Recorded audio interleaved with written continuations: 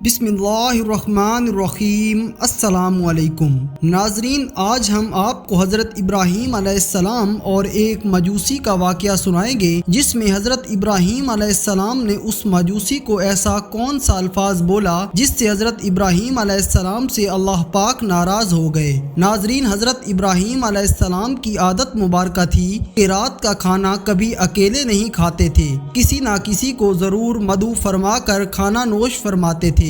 ناظرین، ایک رات حسب عادت آپ کسی مہمان کا انتظار کر رہے تھے کہ کسی نے دروازے پر دستک دی۔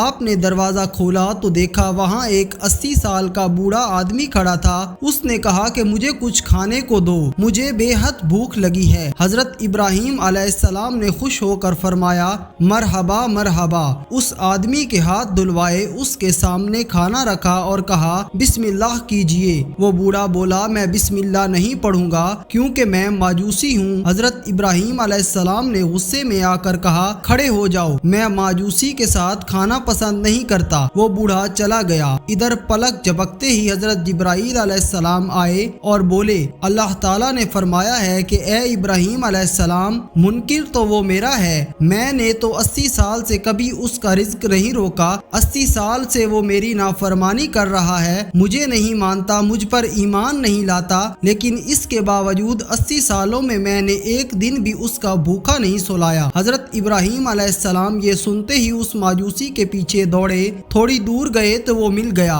آپ علیہ السلام نے فرمایا، اے اللہ کے بندے، مجھے معاف کر دو اور میرے ساتھ چل کر کھانا کھا لو، آپ کی وجہ سے اللہ مجھ سے سخت ناراض ہو گیا ہے۔ ماجوسی بولا کہ کون اللہ؟ آپ علیہ السلام نے فرمایا، وہ ذات جس نے ساری کائنات کو پیدا کیا ہے، اللہ وہ ہے جس نے ہر شے کو تخلیق کیا اور خوبصورت شکل میں ڈالا، اللہ وہ ہے جو تمام مخلوقات کو رزق دیتا ہے، جس نے تجھے اور مجھے اب تک زندہ رکھا ہوا ہے۔ مجوسی حضرت ابراہیم علیہ السلام کی یہ بات سن کر رونے لگا اور بولا، کیا کہنے ہیں تیرے رب کے؟ اے اللہ کے بندے، تیرے رب کا تو اخلاق ہی بہت اعلیٰ اور عظیم ہے، میں اتنے پیار کرنے والے عظیم رب پر ایمان لانا چاہتا ہوں۔ چنانچہ اس نے کلمہ پڑھا اور اللہ پر ایمان لے آیا۔ ناظرین، ہمیں نفرت گنہگار سے نہیں بلکہ اس کے گناہ سے کرنا چاہیے۔ جو کوئی بھی انسان کسی گناہ میں مبتلا ہو، ہمیں اس سے نفرت نہیں کرنی چاہیے بلکہ اس کے لیے ہدایت کی دعا کرنی چاہیے۔ اللہ ہم سب کو سمجھنے اور نیک اعمال کرنے کی توفیق عطا فرمائے، آمین یا رب العالمین۔ ناظرین، اگر ویڈیو پسند آئی ہے تو اسے لائک کریں اور اگر چینل پر نئے ہیں تو اسے سبسکرائب کر لیں۔ شکریہ۔